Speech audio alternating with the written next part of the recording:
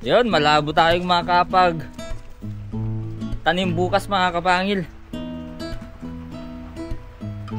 Kasi lakas ng ulan kagabi. Tapos ngayon.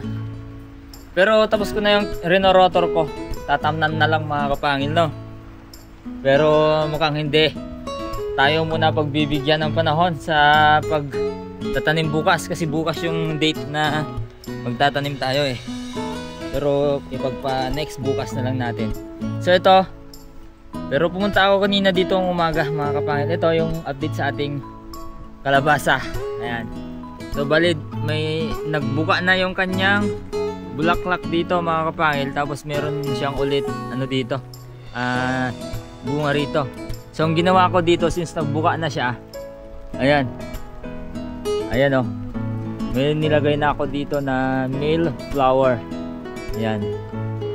So pinolinate ko na siya mga kapangil. Isa pa lang naman yung ano, yung bumubuka dito na flower niya. So ibig sabihin isa pa lang yung nagamit natin. Ito kasi hindi pa to pwedeng gamitin mga kapangil dahil hindi pa siya bumuka. So ibig sabihin hindi pa fertile yung pollen niya mga kapangil, no? Yun ang pagkakaalam ko, no? Hindi pa fertile yung pollen niya. Hayaan nating bumuka bago natin kunin kasi imagine nyo saka lang siya mapopollinate kapag bumuka itong kapag natural pollination mga kapangil, no? Kapag bubuyog yung magpopollinate, mag-open muna yan mga kapangil, tapos papasukan ng bubuyog yan, tapos yung bubuyog lilipat dun sa male flower, dun siya mapopollinate. So sa conclusion ko, sariling conclusion mga kapangil, hindi pa siya fertile, no? Yan. Ayan nating bumuka. Bubot pa kung ano tutuusin. So update muna tayo. Tsaka hindi pa ako tapos sa pagpapahabol sa ating mga pakwan. Si daming ginagawa mga kapangil. Update muna tayo doon sa ating pakwanan doon. Yung synthetic approach tsaka combination approach ng synthetic tsaka organic, tapos yung purong organic, update tayo doon. So tara, since maulan pa lang naman, update muna tayo. Tapos mamaya update pa rin tayo. Okay. So here we are mga kapangil, no? Ito yung pure organic approach mga kapangil. Ito siya. Ayan. Ayan yung purong organiko na approach mga kapangil, no? Sa basal, purong organiko. Ayan.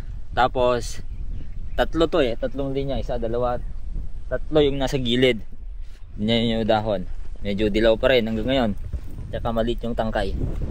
Yung purong organic approach. Pati ito, pero at least lumalaban na mga kapangil. Ayan. Ito yung hindi pa to eh. Ito organic approach pa rin to. Ito yung synthetic mga kapangil. Synthetic dito. Ayan, synthetic. Tapos dito synthetic na naman to. So sunod na to na synthetic approach. Ayan. Ayan, ganyan siya. Ayan. So ito rin, may bulaklak na synthetic approach mga kapangil. So mag-selection na sana tayo dito. Tingnan nyo, tatlo yan mga kapangil. Oh, 5 pala dito. 5 yung supling. 1, 2, 3, 4, 5. So selection, tanggalin natin tong isa. Mga kapangil, no? Tanggalin natin tong isa. Ayan. Wala pa siyang male flowers, pero mahaba na mga kapangil. Tanggalin natin. Hanapin. Tapos synthetic pa rin yan. Synthetic pa rin to. Ito yung combination mga kapangil.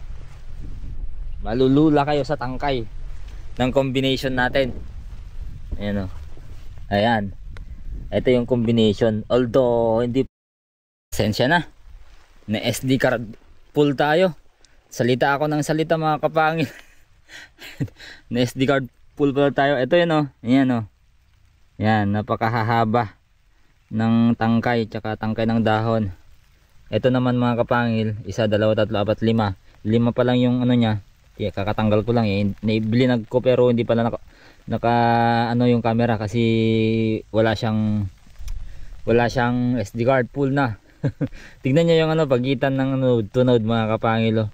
Talaga napakahaba. Yan yung ano combination to. To napakaganda. Swabing-swabe ng ano ng bulaklak. Ito rin oh. Mga kapangil, halos lahat na yan. Lahat na yan mga kapangil oh. Ganda, ang ganda no. Yan, tignan nyo. Pero ito masyado pang dikit na to eh. Dapat dalawa lang sana hanggang sa isa mga kapangil yung itatanim mo sa isang puno sa pakwan. Pero tignan nyo naman yan, kinaya niya mga kapangil na i-sustain yung nutrients na nutrients na binibigay niya sa tanim. Yan oh, si balance, ganun pala dapat. So sa mga nanonood mga kapangil, sabi ko nga natututo tayo habang nagkakamali. Pag nagkakamali ako, matututo rin kayo mga kapangil. So ito tignan natin yung kanyang supling sa dalawa. Yan oh, napakaganda ng supling mga kapangil oh. Ayan, ayan. Ito ika-4, tas may isa pa doon. Tanggalin na natin yung supling doon. Si selection na yan. Ay nasama yung ano, yung dahon pero ayos lang. Yan. Yan. Ito 5 mga kapangil. Ay 4 lang. 1, 2, 3, 4. Pero kung selection ang paiiralin natin, sabi ko nga itong tatanggalin natin. Ito yung pinakamahina na supling. 3 lang para saktong-sakto yung pag-distribute nyo ng ano, pagkain. Yan. Yan. So i-vlog na lang natin yan sa susunod. Yung pagtanggal natin lahat sa supling mga kapangil no. Pag selection natin, hindi mo na ngayon mga kapangil kasi may nakatakda akong gagawin mga kapangil. So ito yung combination, ito yung synthetic. Parehas din mga kapangil. Maganda rin siya. Yan pero mas ano yun eh, darker to. Darker green to. Ayun eh talagang vibrant siya. Yan. Yung combination. Darker siya. Pero wala ring pinagkaiba mga kapangil. Siguro dahil napakaganda pa ng lupa, tapos linagyan pa ng combination mga kapangil, edi mas lalong gumanda yung combination. So ang lapad nito mga kapangil, lapad ng mga dahon. Yan ang update. Yan. So far so good. So far ito yung mula nung nagtanim ako ng pakwan mga kapangil, iyon ang pinaka the best na nakita kong pinakamagandang pakwan na naitanim ko mga kapangil ano. Yan, yung paglago, yun ang pinakamaganda. Yan. Yan. So sabi nga sa na-research ko, ang chemical na tanim ay kailangan din ng chemical na fertilizer. So nasabi ko mga kapangil kasi paniniwala nila sa mga ganito, mga F1, mga pinoproduce na mga buto mga kapangil at mga varieties ay chemically produced.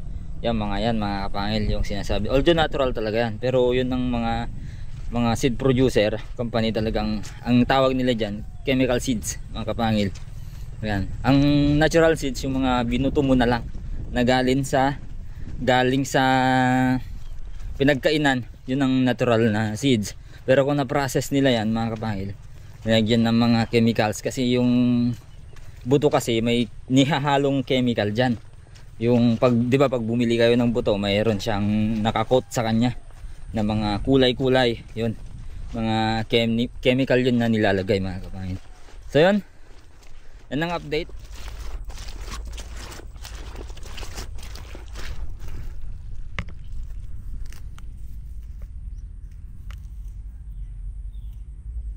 Uod siya,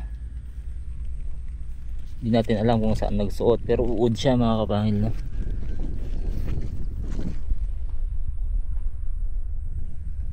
Yan no, kinakain niya yung mga bagong talbos. May mga ano na siya, may mga sumusunod na bunga na siya. Nawala yung uod pero ano natin, Ito, oo din to. Dito tayo ano, mapapalaban na talaga sa ano. Ito yung isa sa pinakamahirap na tanim din eh. Itong talong mga kapangil. Sa kanyang ano, kalaban. Yan yung mga kalaban nyo. Mga insekto. Yan o. Yung mga kalaban ng talong. Yan. So, konti pa lang naman yung nagpapakita ang kalaban ng talong. Kasi kapag umuulan talagang kumakain sila mga kapangil, yun o. Hindi sila takot sa ulan eh. Mas takot sila sa sikat ng araw. Ayan o, yun sila o. Matagal na yung huling spray ito. Ayan o. Yan. Kasi sa talong talagang malapitin din yan sa ano, sa mga insekto, uod. Lalong lalo na yung yung Chinese cabbage, tsaka mga cabbage o mga repolyo mga kapangil. Tignan nyo man yung itsura ng talbos mga kapangil ng mga talboses. Ayan. Isang araw pa lang isang araw pa lang nakalipas bago nag heal up tayo, pero bumulas na sila. As long as with this, same with this mga kapangil, mga kamatis natin, same yan. Yan, tubig yung ano, nagpagaling dito sa kamatis natin. Tubig, ulan. So para makita na talaga natin, para makita talaga natin yung progress ng binuto na pakwan, yung galing sa pinagkainan, lalagyan natin yan ng ano, ng pataba niya, no. Ayan, lalagyan natin yan konti lang. Yan, so para makita natin, apat yung supling agad oh. Selection agad tayo dito. Tanggalin natin itong isa. Yan. So para makita natin yung progress nung binuto mga kapangil, no? Alagaan natin siya. Alagaan natin hanggang sa mamunga, no? Para makita natin. Okay. Magpapahabol tayo dun sa mga pakwan pa na maliliit mga kapangil. At bibisitahin natin yun si Uncle Jun. Nagpapagapang ng mga sitaw dun sa ano, sitaw ni Kapangil Jun. Si Uncle Jun, papa ni Bano Uncle Jun. Kasi hindi na maasikaso ni Jun yung ano, yung sitaw niya, kasi sobrang busy din siya sa anak nila, tsaka sa malawak din yung pakwanan ni Kapangil Jun. Gusto nyo din yun mga kapangil, no? Bisitahin natin yung pakwanan ni La Jun mga kapangil, no? Na lupa nila Uncle Jong tsaka ng Uncle Dadong. Bisitahin natin mamaya. Yung sitaw ni Jun dito, bale yun ay lupa natin yan. Kasama ng lupa na to, pero binigay ko na kay Jun na tanan niya ng mga gulay. So ayan. Okay, tara.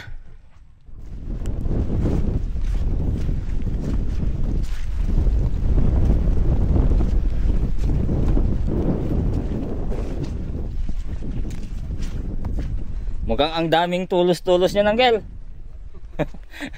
Hindi na. Ayan o, buti na lang dito si Uncle Jun. Siya yung magpapagapang sa mga tanim. Ano yan, Uncle? Lidda. Lidda. Yan o, yan. Yan, ganda. Maganda rin tong sitaw, no, Uncle? Maganda rin, no? Di lang na anuhan. Di naasikaso ni John. Di naasikaso ni John mga kapay. Busy din siya. Oh. Buti na nandyan si Uncle Jun. Puro Jun. Jong. Patay na yung ano mo, Uncle? Yung patola mo? Buhay pa? Ay, buhay pa yung patola. Yan ang pinakamatibay na patola dito. Noong bagyo pa yan, Uncle. Bagyo pa yan. Tibay ang patola. Pagkatapos ng bagyo, nagtanim siya mga kapangil. Yan, dyan pa rin. Buhay pa rin, awa ng Diyos. Sabi ng Uncle, ito tatamnan natin ng okra na lang to. Malawak pa yan mga kapangil. Nyari dito, anomaly.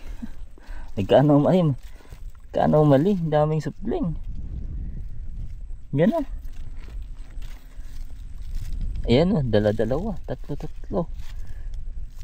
Seleksyon. Yan. Isa. Pinakamaganda. Tanggalin na natin yung mahina. Tibay. Okay. Yan. Fungus yan mga kapangil. Mukhang ano na, malapit na yung panahon ng uong gado o uong mga kabuting ano, mga kabuting marami. Yan o, natakpan pala to. Yan, buti na lang lumitaw siya. Yan ka pala, buti lumaban ka. Yan o, dito yung ano nyo, dito yung kanyang ugat, barte, pero nakasilip siya ng ano, linabasan. Yan, thank you. Lumabas ka.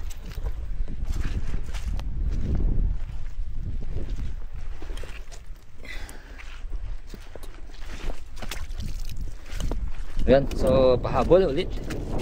Start tayo sa pahabol. Pahabol ng mga late, mga kapayan. So makikita nyo, gamit ko na dito ay granular kasi umulan. Kasi kapag drenching ay baka magkaroon ng leaching. Yan, ganyan lang mga kapangil, no? Ganyan lang karami lalagay natin. Konti lang, mga 5 piraso. So kaya yun nga, na konti lang yung nagagamit nating mga abono. Yan. Okay,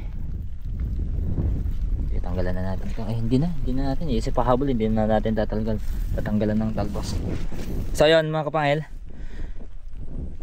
tapusin, marami pa kasi yan, kaya, pero antayin nyo na lang, tapusin natin. Okay, yun, umaraw na sa wakas mga kapangil. Mainit na ito ating kapote. Update lang tayo sa ano, bibisitahin ko lang yung pinahabol natin dito noon mga kapangil, na wala pa, konti pa lang yung progress. Yan, konti pa lang yung progress ng pinahabol natin. Hindi pa makita. Yan oh, naninilaw pa rin mga kapangil, no? Masakit pa rin sa mata na tignan. Naninilaw pa rin, pero ayos lang. At least may ano, natutunan tayo. Dito naman sa synthetic, okay na, maganda rin. Yan mga kapangil, maganda rin siya.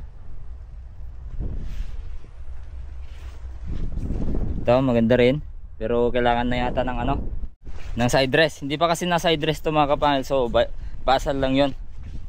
Sa tingin ko hindi pa pwede.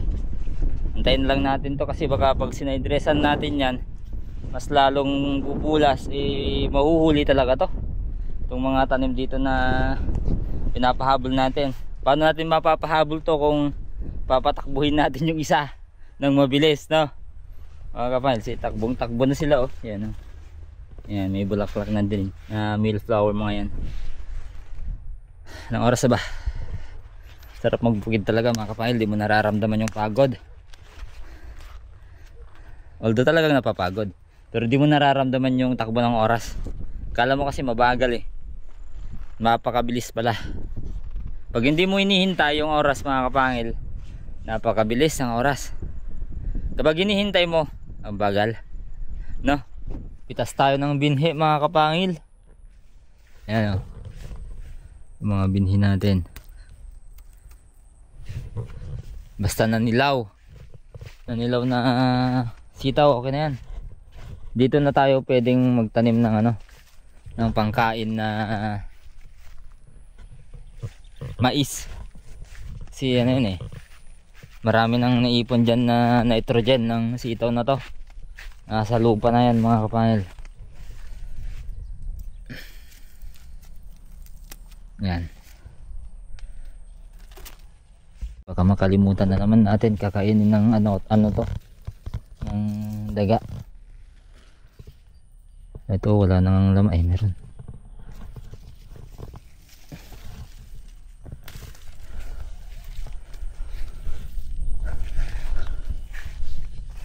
Yan, tsaka mag ano na naman tayo, magtatanim na naman tayo ng panibago.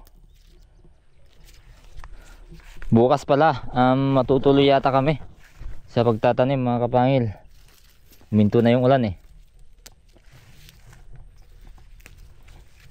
Yan, pwede naman tong ibutuhin. Okay naman to mga kapangil. Yung binuto natin noon ay naanod lang kasi sa baha, kaya wala tayong itanim na ano galing sa tanim natin na buto. Pwede na pala itong mga to patigasin na lang mga kapangil. Ayan. Kasi inuumpisa na nila oh. Ayan.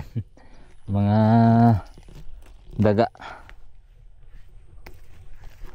bibigang daga. Another one mga kapangil. Another one, meron ulit tayo dito. Ayan. Tumubo mga kapangil na pakwan. Ito yung ilalim ito ng ampalayahan mga kapangil, no. Tapos itong namatay noon na ano, kala ko namatay na ampalaya dati. Yan, noong kinating ko tapos insprayan ng organic mga kapangil.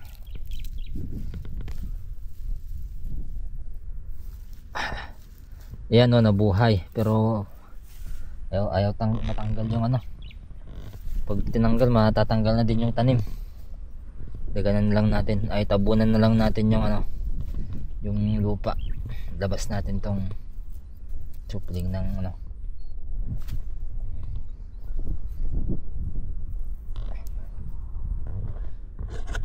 Galing, no? Talagang nabuhay pa rin, no? Itong mga ano, tumutubo lang na mga pakwan, kahit walang abono, organic na organic mga kapangil, naturally na germinated, eh ang ganda, no? Pero sa mga binubut na bibili kung organic, ba't ayaw lumaki, no? Itong tumutubo lang eh kayang lumaki. Yan o, mahugot yata natin. Wag naman sana. Wag yun, munti ka na. Yan.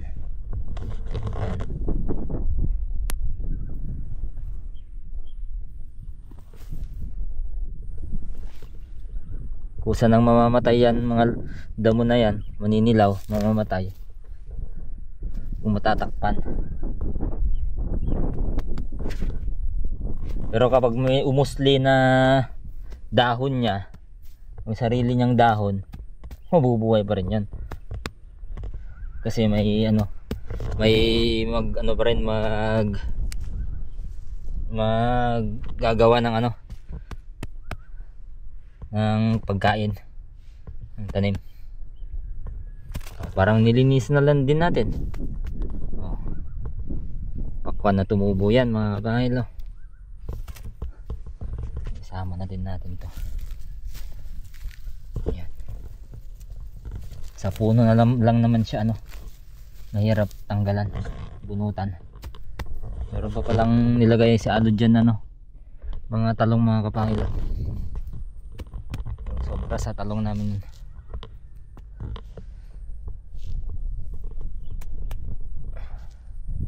Yan, abangan nyo na lang to. Hindi pa natin papagapangin mga kapangil. Kitang galing sa sakit to, oh? Yan. Pero ang in-spray ko dito dati, yung ano, yung organic, sarili nating gawa na organic mga kapangil. Yun naman ang ginagawa kong pang-spray kapag organic yun. Yung ginawa ko. Alam nyo na yun, nakita nyo na yun mga kapangil na. Okay, parang linis na oh. Parang walang damo no. Parang binunutan din. Ayan, tutuloy ko lang yung ginagawa ko para makahabol talaga. Okay.